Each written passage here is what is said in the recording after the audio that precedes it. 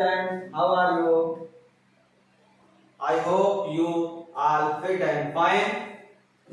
आप सभी लोग स्वस्थ होंगे, मस्त होंगे और हमारे इस अतुल एकेडमी क्लासेस को लगातार देख रहे होंगे और अपने एजुकेशन को बेहतर बना रहे हैं। आपसे यही आशा है क्योंकि ये एक ऐसा प्लेटफॉर्म है जिसपे हम आपको बनाएंगे जीरो से हीरो। क्लियर? आइए, पहले वीडियो में प्रीवियस क्लासेस में जो है हम लोगों ने देखा था कि पुंकेसर क्या है, पुंकेसर के बारे में पढ़ा था।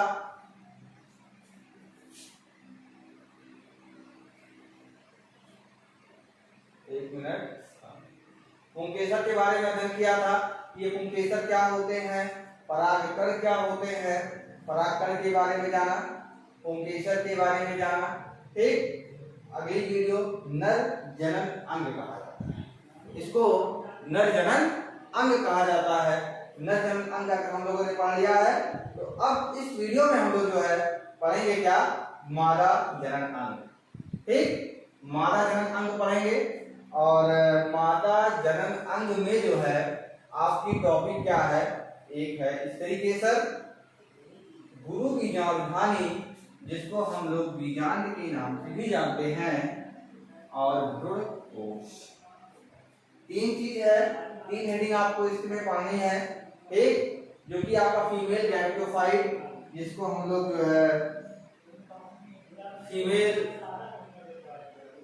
सेक्स ऑर्गन्स के नाम से जानते हैं। ठीक, इसमें हम लोगों को मुख्यतः सबसे पहले हमें देखना है कि हम लोगों ने जो पढ़ा था कि किसी पुष्प के जो होते हैं मुख्यतः 4 चक्र होते हैं। इसी को सीबीएसई वालों ने 4 होल कहा है, 4 चक्र कहा। ठीक, अब हम लोग सबसे लास्ट के सबसे अंदर के चक्र के बारे में पढ़ने जा रहे हैं जो कि आपका है क्या, स्त्री जनन अंग। आ नंबर फिगर आपके एनसीईआरटी के बुक में देखने को मिल जाएगा। ये हमारा जो स्त्री केसर होता है, स्त्री केसर। ठीक, सबसे ऊपर वाले पार्ट को हम बोलते हैं वर्तिकाल, बीच में जो पार्ट होता है इसको बोलते हैं वर्तिका, और इसके नीचे आपका होता है अंडाशय, और इसके जस्ट नीचे क्या होता है, अंडाशय रखा कहाँ होता है, एक पुष्पाशय होता है। ठीक, जिसको हम लोग पुष्प का आसन, इसका जब हम संधिविच्छेद करेंगे, तोड़ेंगे, तो पुष्पासन का मतलब होता है पुष्प का आसन, जहां पे पुष्प का बेस होता है, जहां पे वो रखा हुआ होता है, वही पुष्पासन का। क्लियर? आइए हम लोग देखते हैं इसको।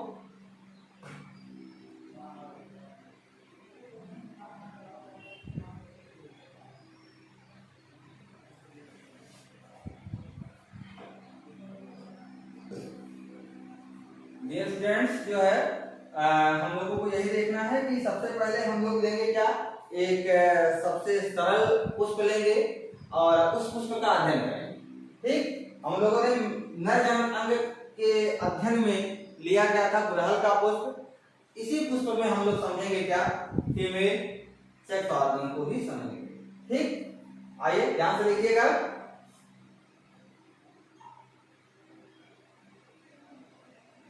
ये आपका मान लीजिए क्या है, पुष्पासन।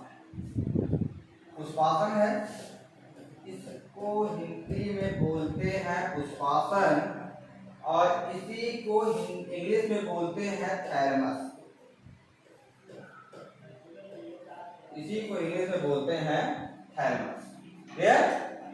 इसी का दूसरा नाम जो है रिसेप्टिकल्स भी बोलते हैं। इसी को क्या बोलते हैं, रिसेप्टिकल्स भी बोलते हैं। इसी के ऊपर जो है आपका यहीं पे ऐसे ओवरी लगी हुई रहेगी, और ये आगे जा करके एक पॉलन ट्यूब की संरचना बनाते हुए ये ऊपर जा करके इस तरीके से। ठीक, जो कि आपके एनसीईआरटी में दिया हुआ है। इसको हम लोगों ने सबसे ऊपर वाले को क्या पढ़ा था, वर्तिकाग्र लिखा हुआ था वहां पे,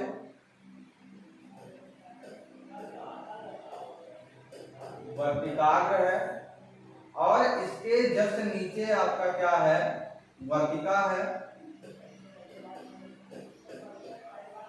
इसके जस्ट नीचे आपका वर्तिका। इसी वर्तिकाग्र को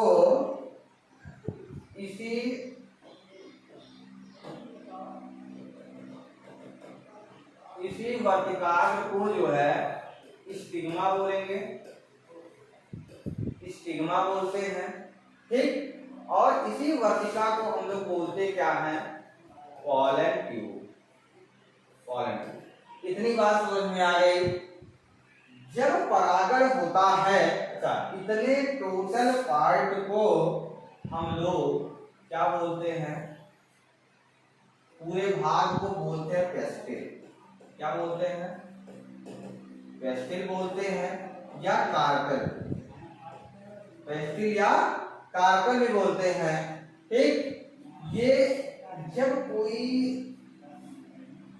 परागण होगा, परागण इसको पॉलिनेशन कहते हैं, पॉलिनेशन के टाइम में यही एक ऐसा पार्ट है, वर्तिकाग्र जिसको कहते हैं, यही जनरेट करेगा क्या, म्यूसिलेजिनस सब्सटेंस रिलीज करेगा, जिसको कहते हैं चिपचिपा पदार्थ, ठीक। ये कैसा चिपचिपा पदार्थ सेक्रेट करेगा, जिसके माध्यम से जो आपके परागकण होते हैं, जो परागकण आपके उड़ करके आएंगे, किसी भी माध्यम से कहीं से भी परागकण आएगा तो इसी पे चिपक जाएगा, ये आपस में इसको क्या करेंगे, चिपका। क्लियर? क्या आएगा यहाँ पे, परागकण आएगा, जिसको कहते हैं पॉलन ग्रेन कहते हैं। यहाँ पे फर्टिलाइजेशन होने के बाद जो है ये क्या करेगा, यहाँ से होता हुआ ये पॉलन ट्यूब है, जिसको वर्तिका बोलते हैं, इस वर्तिका से होता हुआ कहाँ आएगा, होता हुआ ये आएगा ओवरी में आएगा। कहाँ आएगा, ये आपकी है ओवरी, ओवरी है, इसी को हिंदी में कहते हैं अंडाशय, इसी को हिंदी में कहते हैं अंडाशय। क्लियर? अब ये जो है आपका अंडाशय के अंदर जो है आपका, ठीक है, अंडाशय के अंदर आपका यहीं पे पाया जाता है क्या, ओव्यूल। क्या पाई जाती है, ओव्यूल होती है, और इसी ओव्यूल में आपका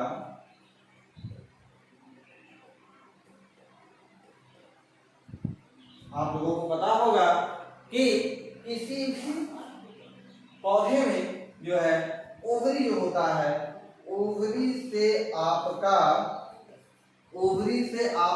फल का निर्माण होता है,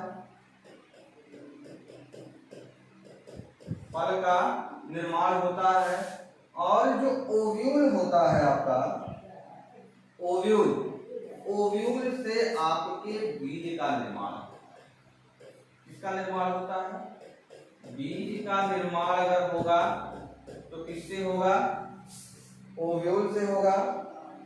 और यहाँ बीच में आपकी क्या है, बीच में आपका क्या है, ओव्यूल है, ओव्यूल है। इस ओव्यूल से आपका क्या होगा, बीज का निर्माण होगा, और जो हमारी ओवरी होती है इससे हमारा फल का निर्माण, ठीक। तो ये हमारी फीमेल गैमेटोफाइट, ठीक है।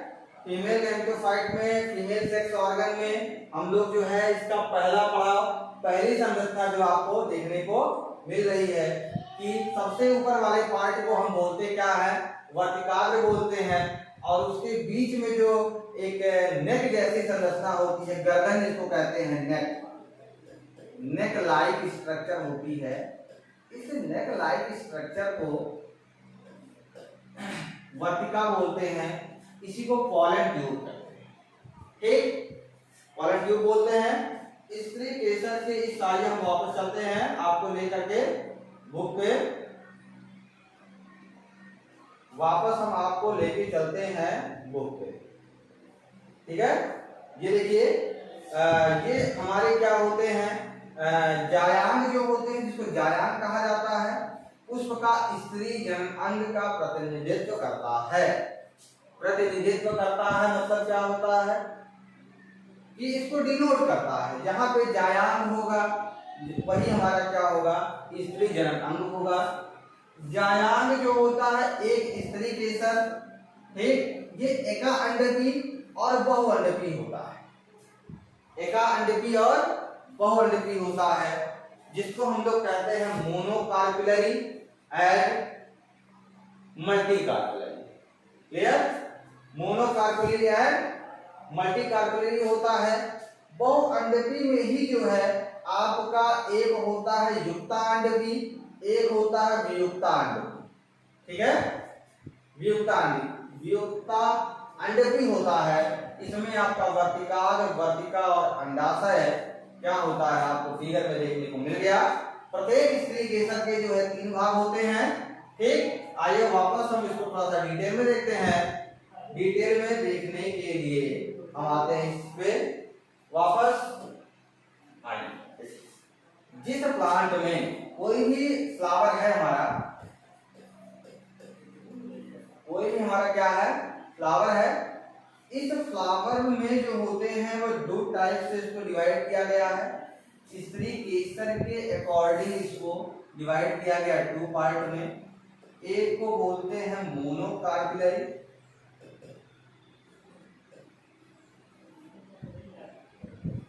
मोनोकार्पिलरी, एक को क्या बोलते हैं, मोनोकार्पिलरी, एक को बोलते हैं मल्टीकार्पिलरी।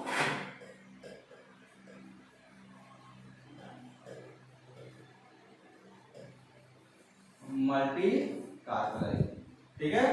मोनोकार्पिलरी मीन्स क्या होता है, जिसमें ये स्टिग्मा और ये थैलेमस वाला स्ट्रक्चर जो हम आपको बनाए थे पीछे वाले आपके वीडियो पे, ये संरचना, ये स्ट्रक्चर जिसमें एक पुष्प में एक ही होता है।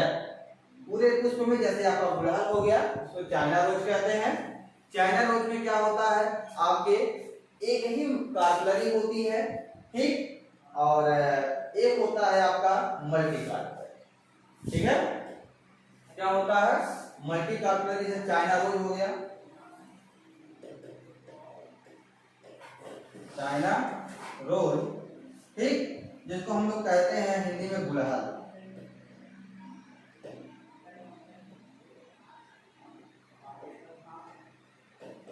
क्या कहते हैं, गुड़हल के पुष्प में क्या होता है आपका, एक ही आपकी संरचना पाई जाती है, एक संरचना पाई जाती है।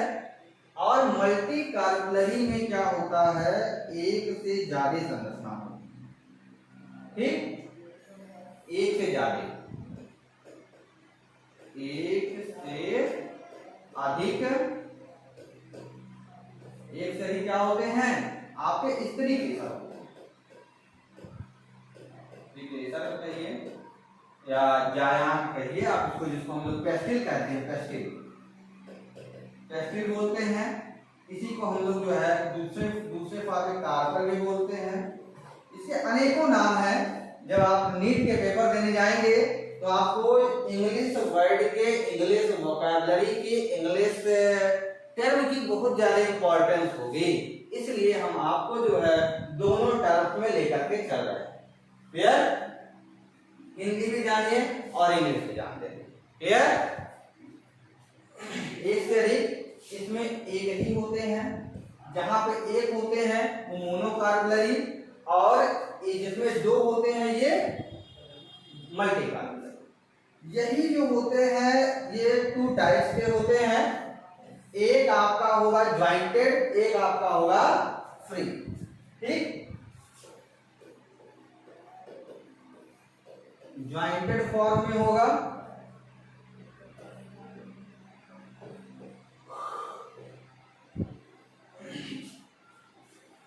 एक आपका होगा क्या ज्वाइंटेड फॉर्म में, एक आपका क्या होगा फ्री होगा। ठीक है, ज्वाइंटेड फॉर्म को ही हम लोग बोलते हैं युक्तांडपी, युक्तांडपी।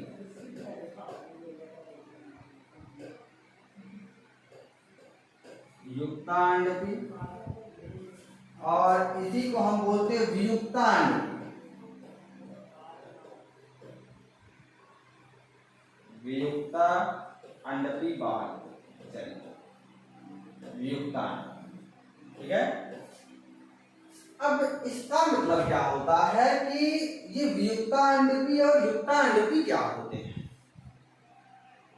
वियुक्तांडपी और युक्तांडपी एंड वियुक्तांडपी। ठीक, आइए देखते हैं कि ये वियुक्तांडपी और युक्तांडपी क्या होते हैं। ठीक, देखिए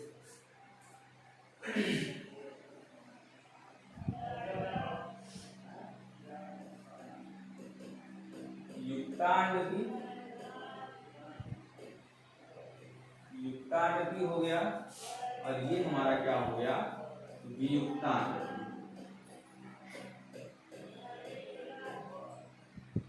वियुक्तांडपी हो गया, क्लियर। युक्तांडपी में क्या होते हैं, ये ज्वाइंटेड होते हैं। क्या होते हैं, ज्वाइंटेड होते हैं, जिसको कहते हैं संलग्नित। संलग्नित होते हैं। इसमें जो आपके मादा जनक अंग में जो आपके पुंकेसर होते हैं, ये आपस में क्या होते हैं संलग्नित होते हैं, जुड़े हुए होते हैं, और स्वतंत्र नहीं होते हैं।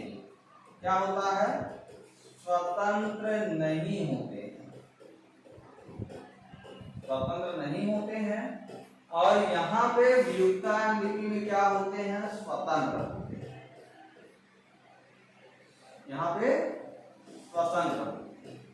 ठीक, ये ज्वाइंटेड नहीं होते हैं, फ्री होते हैं, जिसको कहते हैं फ्री होते हैं। ठीक, फ्री। इतनी बात समझ में आ गई। आइए वापस हम आपको ले चलते हैं बुक पे, वापस हम चलते हैं कि ये वर्तिकाग्र जो है आपका अंडाशय समझ में आ गया, युक्तांडपी समझ में आ गया, वियुक्तांडपी समझ में आ गया। ठीक है, ये आपके क्या होते हैं अवतरण मंच का काम करते हैं।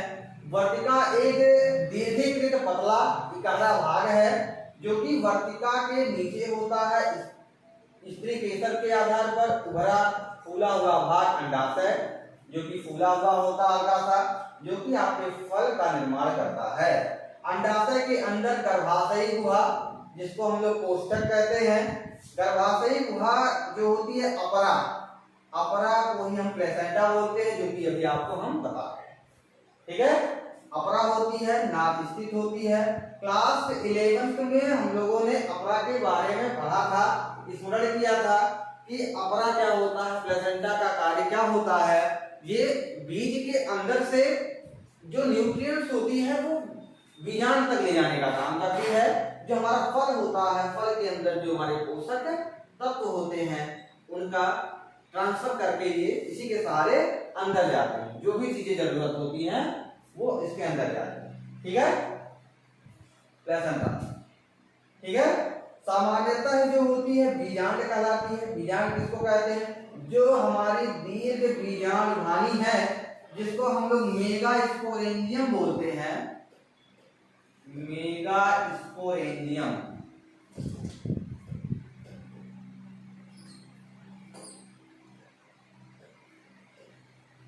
Mega sporangium. ठीक है, मेगा स्पोरेंजियम बोलते हैं। और यदि ये सिंगुलर है तो इसको स्पोरेंजियम बोलेंगे, बट यही चीज अगर प्लूरल फॉर्म में आ जाए तो इसको हम लोग मेगा स्पोरेंजिया बोलेंगे। मेगा स्पोरेंजिया प्लूरल वर्ड है, और मेगा स्पोरेंजियम जो है आपका, ये क्या है आपका क्या है, सिंगुलर वर्ड है। ठीक है, बीजांड की बात कराती है, यही गुरु बीजांड ध्वनि जो होती है इसी को हम लोग बीजांड कहते हैं, और इसी बीजांड को इंग्लिश में कहा जाता है ओव्यूल। ठीक है, आपने बहुत तरीके के पौधे देखे होंगे जिसमें एक बीज पाए जाते हैं। ठीक है, जैसे आपका गेहूं हो गया, धान हो गया, जब हम गेहूं की फसल को काटते हैं और उसकी थ्रेसिंग करते हैं, ठीक है, उसका कल्टीवेशन कर लेते हैं एक अपनी प्रोसेस से। बहुत सारे मेथड हो सकते हैं कल्टीवेशन के, डिफरेंट एरिया में डिफरेंट कल्टीवेशन होते हैं। ठीक है, तो कल्टीवेशन जो कटाई हो जाती है उसको सेपरेट कर लेते हैं, तो देखते हैं कि एक बीज में जो है गेहूं का एक ही बीज होता है, वहां पे बीजांड की संख्या कितनी होती है, एक। जहां पे एक बीजांड होगा वहां पे बीज की संख्या भी एक ही बनेगी। ठीक है, लेकिन जब हम पपीता को देखते हैं, तरबूज को देखते हैं, ठीक है, और इस तरीके से कटहल को देखते हैं, तो इसमें हम देखते हैं कि एक से अधिक बीज पाए जाते हैं। फल तो एक ही है लेकिन बीजों की संख्या क्या है आपकी, ज्यादा होती है। ठीक है, वहां पे एक से अधिक बीजाणुधानी होते हैं। ठीक है, गुरु बीजाणुधानी क्या होती है आपकी, समझ में आ गया आप लोगों को, इसी को बीजांड कहते हैं। यहीं पे बीज का फॉर्मेशन आपका होता है। ठीक है, आप सभी लोग जो है आवृत्तबीजी बीजांड की संरचना से परिचित होंगे, और इस संरचना का क्या है, बीजांड वृंत कहते हैं। जो डंठल होती है, जिस डंठल से ये जुड़ी होती है, इसे हम बीजांड वृंत कहते हैं। ये अपरा से क्या होती है, जुड़ी होती है, और यहाँ पे क्या होती है, नाभिका। नाभिका नामक क्षेत्र में क्या होती है, संलग्नित होती है। कहाँ संलग्नित होती है, नाभिका नामक क्षेत्र में संलग्नित होती है। ठीक है, नाभिका होती है, इसके जस्ट भाग में जो होता है निभाग होता है, नाभिका हो गई, निभाग हो गया। ठीक है, और यहाँ पे जो बीजांड द्वार होता है, अध्यावरण नामक जो होता है। अच्छा आइए देखते हैं, यहाँ पे हम स्ट्रक्चर में आपको ले जाते हैं, स्ट्रक्चर में आपको अच्छे से दिखाए। ठीक है, बीजांड काय क्या होता है, और ये देखिए सबसे बाहर की जो परत है, यहाँ वाली जो लेयर आपको दिख रही है, जिसे बीजांड काय बोलते हैं। ठीक है, इसके अंदर जो बोलते हैं गुरु बीजाणु मात्र कोशिका। ठीक, इसको हम लोग क्या बोलेंगे, मेगास्पोरेंजियम मदर सेल। क्या बोलते हैं, मेगास्पोरेंजियम मदर सेल को शॉर्ट फॉर्म में हम लोग एमएमसी बोलेंगे। ठीक है, मेगास्पोर मदर सेल, इसको हम लोग क्या बोलते हैं, एमएमसी। ठीक, एमएमसी होता है। आइए इसकी प्रोसेस हम आपको समझाते हैं, मेगास्पोरोजेनेसिस। अभी तक हम लोगों ने क्या पढ़ा, इसमें पढ़ा, एक मिनट हम आपको ले चलते हैं इस पेज नंबर पे, आपको देखने को ध्यान से देखेंगे तो ये वर्तिका आपकी क्या है, युक्तांडकी है। युक्तांडकी क्यों है, क्योंकि इसके जो वर्तिकाग्र हैं, वर्तिकाग्र आपस में ज्वाइंटेड हैं, जुड़े हुए हैं, इसीलिए इसको हम लोग क्या बोलेंगे, युक्तांडकी बोलेंगे। लेकिन यही वर्तिकाग्र अगर ऐसे सीधे सीधे गए होते, सीधे से निकले होते, तो इसको हम लोग क्या बोलते, इसको हम लोग वियुक्तांडकी बोलते। ठीक है, लेकिन यहाँ पे युक्तांडकी आपको बोलना नहीं है, युक्तांडकी आपको नहीं बोलना है। क्यों नहीं बोलना है, युक्तांडकी नहीं बोलना, क्योंकि ये चीजें क्या है, ज्वाइंटेड फॉर्म में है, आपको देखने को दिख रहा होगा। ठीक, ये देखिए ये सा वाला स्ट्रक्चर क्या है, इसको हम लोग जो है माइटेरिया के बहुअंडकी और वियुक्तांडकी केसर के बारे में बताया। ठीक है, ये आपका देखिए क्या बा वाला जो है क्या पैपावर है, पैपावर के बहुअंडकी युक्तांडकी है, ये युक्त अंड है, ये किसका है, पैपावर का है, ठीक, पैपावर है। और ये हमारा सा वाला जिसको हम लोग क्या कहते हैं, माइकेरिया बोलते हैं। माइकेरिया एक प्लांट होता है, ठीक है। इस प्लांट में ये किस तरीके से स्वतंत्र है अंडक, इसके अंडक क्या है आपके, स्वतंत्र है, क्या है, फ्री है। और इसके अंडक क्या है, ज्वाइंटेड है।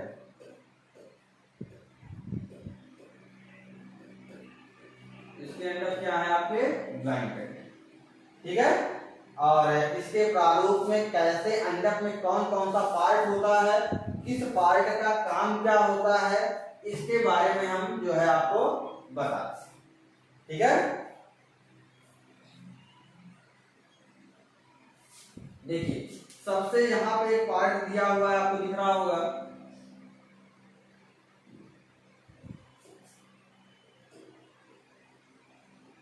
यहाँ पे एक पार्ट दिख रहा होगा हाइलम, ठीक। हाइलम होता है, फनिकल होता है, बीजांड द्वार होता है और बीजांड द्वारी सिरा होता है। ये सारे पार्ट में आपको देखने को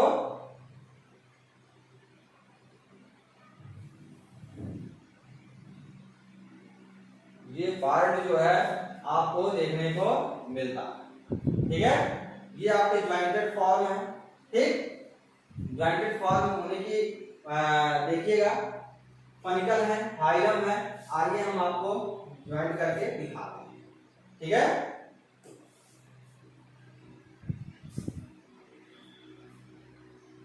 देखिए मान लीजिए इसको हमने बना दिया क्या, हाइलम, ठीक।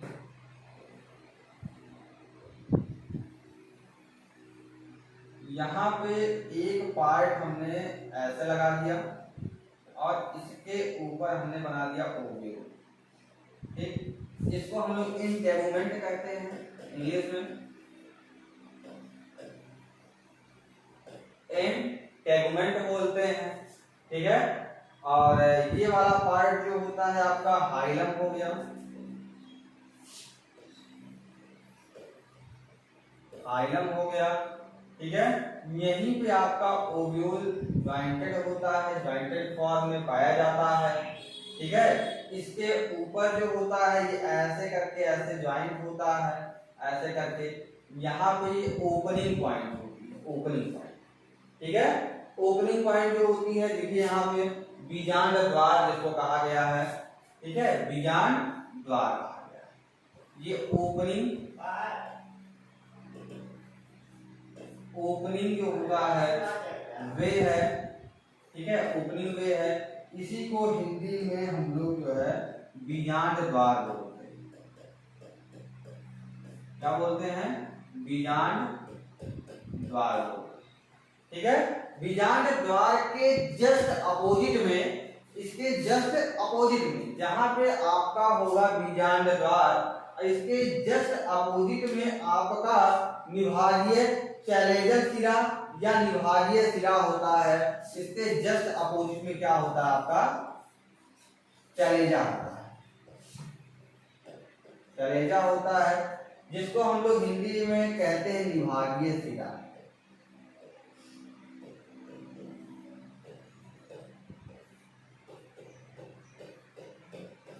निभागीय सिरा, ठीक है, ठीक। इसके अंदर हम आएंगे जो है, तो देखिए ये बीजांड काय है, ये भ्रूणकोश है, ये हमारा क्या है, बाह्य आवरण। बाह्य आवरण का काम क्या होता है, बाह्य आवरण का कार्य ये होता है कि ये जो होता है इसको क्या करेगा, प्रोटेक्शन देने का काम करेगा।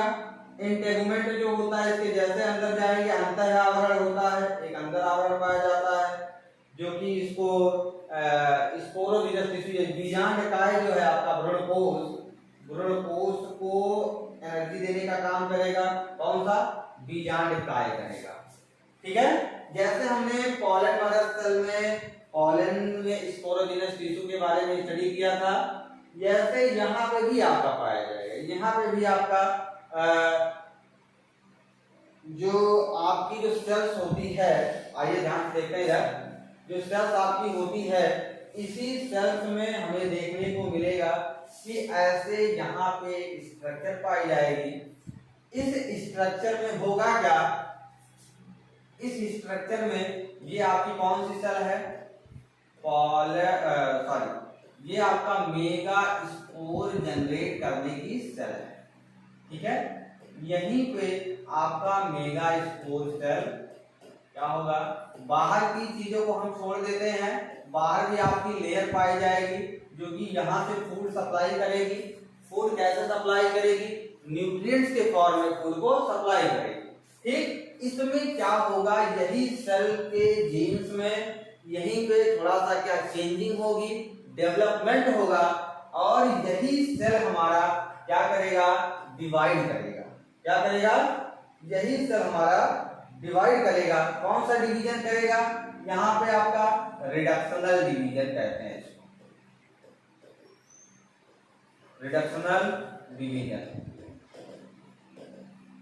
रिडक्शनल डिवीजन बोलते हैं। बोले अगर हिंदी में इसको बोलते हैं, इसको बोलते हैं अर्धसूत्री विभाजन। क्या बोलते हैं, अर्धसूत्री विभाजन, अर्धसूत्री विभाजन, ठीक है। अर्धसूत्री विभाजन में मेरे प्यारे बच्चों आप लोगों ने पढ़ा होगा कि ये अर्धसूत्री विभाजन में क्या होता है, क्रोमोसोम्स की संख्या आधी हो जाती है। मान लीजिए कि ह्यूमन है, ह्यूमन में आप सभी को पता है कि 46 क्रोमोसोम्स होते हैं, लेकिन जब सेक्सुअल प्रोसेस की बात आती है, जहाँ पे रिप्रोडक्शन प्रोसेस की बात आती है, यहाँ पे जब क्या होती है, ये 23 में डिवाइड हो जाती है, 23 और 23 में डिवाइड हो, ठीक है। मीन्स अपने ही क्रोमोसोम्स का हाफ नंबर का क्रोमोसोम ही ये सामने वाले को देगा।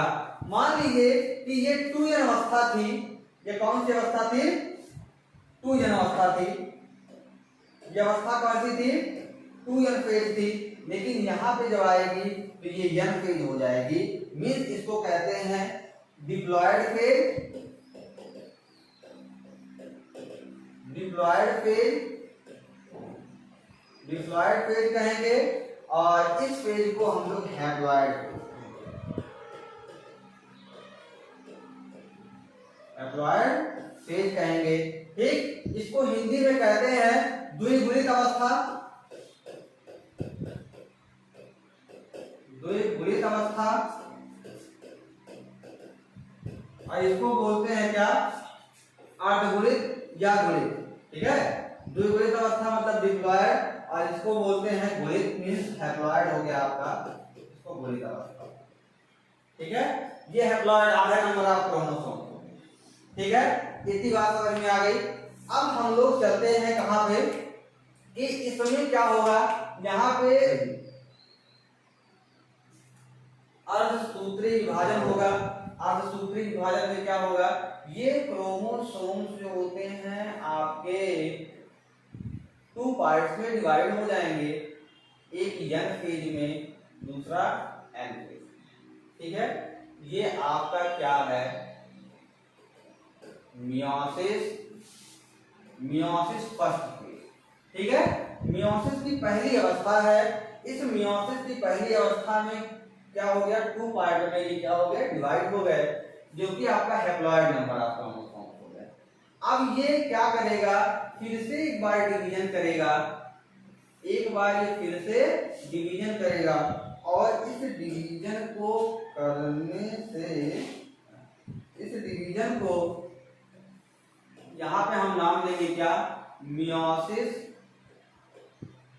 मियोसिस सेकेंड, ठीक है, मियोसिस सेकेंड। इसको अर्धसूत्री विभाजन की पहली अवस्था और इसको अर्धसूत्री विभाजन की दूसरी अवस्था है। यहाँ पे भी आपके क्रोमोसोम n नंबर के एक टूट जाएगा, यहाँ पे क्या होगा, ब्रेक डाउन होगा n में, और दूसरा फिर होगा n में, तीसरा फिर कितना होगा, फिर n में, और चौथा फिर कितना होगा, n। ये इतनी प्रोसेस जो होती है पॉलन ग्रेन की, माइक्रोस्पोरेंजियम की और मेगास्पोरेंजियम की, सेम होती है और इसके बाद की जो प्रोसेस आपकी होती है, ठीक है, थोड़ी सी डिफरेंट होती है मेगास्पोरेंजिया, ठीक है। इसके बाद की जो प्रोसेस होती है वो थोड़ी सी डिफरेंट ये होती है कि पॉलन ग्रेन जो था आपका जब बन रहा था तो वहां के चारों सेल्स जो होते थे वो डेवलप कर जाते थे। इसीलिए किसी भी पुष्प में जो होता है, फ्लावर में जो होता है, वो पॉलन ग्रेन की क्वांटिटी बहुत ज्यादा होती है, लेकिन जो फीमेल जो ओवम बनता है तो फीमेल में ओवम की क्वांटिटी जब ओवम बनता है तो क्या होता है, एक होती है, वुमेन्स में भी, ठीक। लेकिन स्पर्म की क्वांटिटी कितनी होती है, 2 मिलियन क्वांटिटी होते हैं, ठीक है। तो यहाँ पे सारे बन रहे थे, लेकिन इसमें क्या होगा, यंग कंडीशन में जो सारे हैं, लेकिन इसमें से 3 जो है डीजनरेट कर जाएगा और कोई एक जो है आपका क्या होगा, मैच्योर्ड फॉर्म में आगे डेवलप करेगा, ठीक है। पूरा एक प्रोसेस में क्या होगा, आगे जाके डेवलप करेगा, विकास करेगा, ठीक है। विकास करने के बाद इसमें क्या होगा, माइटोटिस सेल डिवीजन होगा। कौन सा सेल डिवीजन होगा, माइटोटिस, माइटोटिस सेल डिवीजन, माइटोटिस सेल डिवीजन होगा। और माइटोटिस सेल डिवीजन जब होगा तो एक सेल जो होता है वो 2 पार्ट में डिवाइड होगा, ठीक है, यन यन हो गया। इसमें ये कैसा डिवीजन है, समसूत्री विभाजन है। इस प्रकार का विभाजन है समसूत्री विभाजन, समसूत्री विभाजन, ठीक है। अब इसके बाद जो है फिर से एक बार इसमें डिवीजन होगा। इस प्रोसेस के बाद एक बार जो है आपका माइटोटिस, माइटोटिस जो है आपका सेकेंड, माइटोटिस सेकेंड। यहां पे आपका माइटोटिस क्या था, समसूत्री विभाजन के पहली अवस्था, माइटोटिस फर्स्ट, माइटोटिस सेकेंड, ठीक।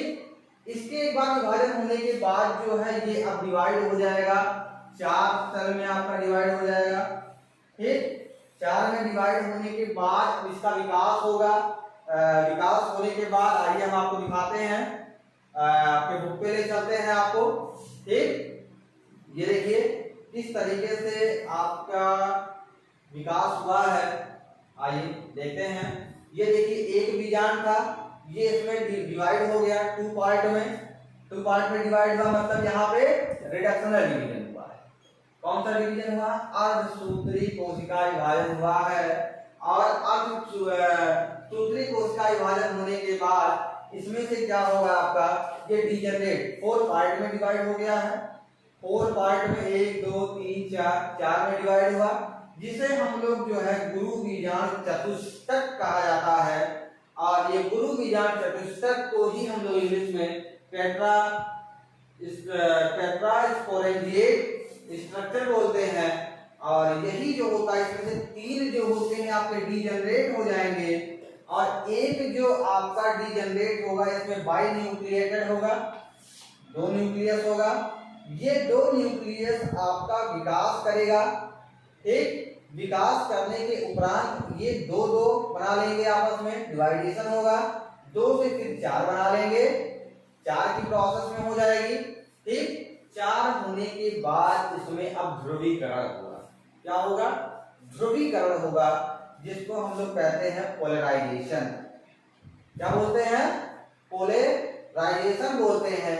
अब ये आधा इस साइड जाएगा, आधा आपके इस साइड जाएगा, जिसको हम लोग जो है प्रति व्यासांत, और ये आपका 2 ध्रुवीय केंद्रक है जो कि बीच में आपका होगा, ठीक।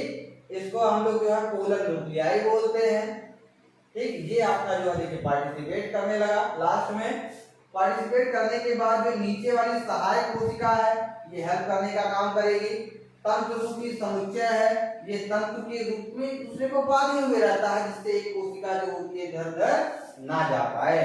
ये हमारी क्या है, अंड है, कोशिका है बीच में, ठीक। और ये हमारी क्या है, ध्रुवीय केंद्र, ठीक है। यहाँ पे टोटल कितने सेल का निर्माण हुआ, 1 2 3, देखिए आप 3 4 5 6 7 8, ठीक है। सेल नंबर 8, इसी को हम लोग कहते हैं 7 सेल एंड 8 न्यूक्लिएटेड स्ट्रक्चर। कितने सेल हो गए? 7 सेल एंड 8 न्यूक्लिएटेड स्ट्रक्चर।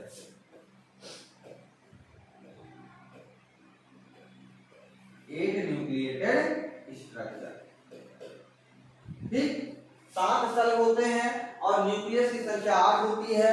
अब ये देखिए आ नंबर में आपको दिखाया गया है, क्या दिखाया गया है फिगर में भी देखते हैं।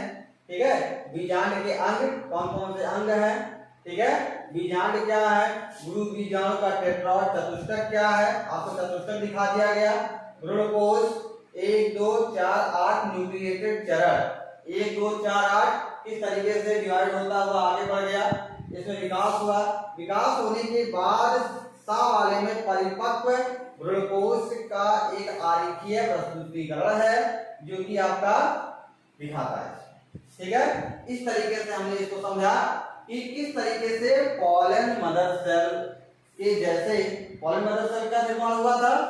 इस वीडियो में, इस लेक्चर में जो है हमने आपका निर्माण कराया किसका? गुरु बीजाणुधानी, जो कि आपको हम लोग इसको इंग्लिश में कहते हैं क्या? मेगास्पोरेंजियम। ठीक है, ठीक।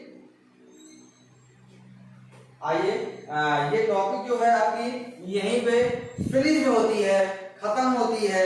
ठीक, तब तक जो है हंसते रहिए, मुस्कुराते रहिए और अतुल एकेडमी क्लासेस के साथ लगातार जुड़े रहिए, क्योंकि हम आपको बनाएंगे जीरो से हीरो।